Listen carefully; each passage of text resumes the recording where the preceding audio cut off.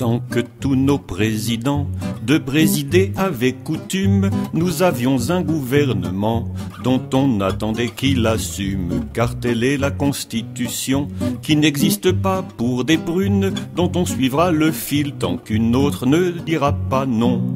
Car un premier ministre était alors choisi pour diriger la France, notre belle patrie.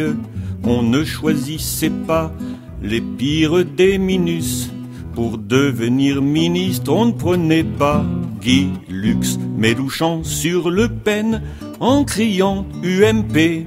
La bande au Sarkozy nouveau est arrivée, qui s'est mise à changer les lois, les règlements, régissant tout le président. Aujourd'hui, ça et là, les gens pensent encore au bon temps de ces gouvernements responsables. Les ministres, ces temps ne sont jamais coupables. Le chef, c'est Sarkozy, et Mitterrand est mort. Un soir de vide audiovisuel, j'ai regardé une cassette. Le film était conventionnel, mais les pubs m'ont laissé tout bête. Anne Parillo dans son bain, passant j'exfourre la belle Alice. Mais le pire de mon supplice fut le bulletin. Tous les catastrophismes étaient alors bannis. Le journal se passait en bonne compagnie. Parole n'avait pas les pires des minus.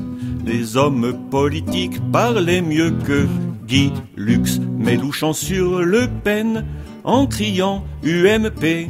La bande au Sarkozy nouveau est arrivée, qui s'est mise à changer les lois, les règlements, régissant tout le président.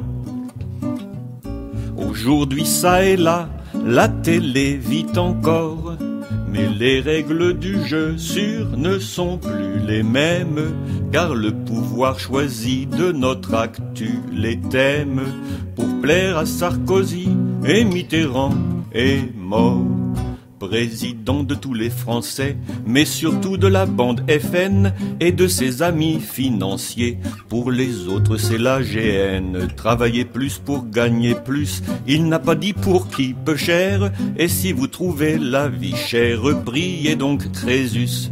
Le seul espoir de pain pour vous sera béni. Au nom du Vatican, de la bourse et compagnie, les pires des minus vous ont bien possédé. C'eût été impossible avant, reconnaissez. Mélenchon sur Le Pen, en criant UMP.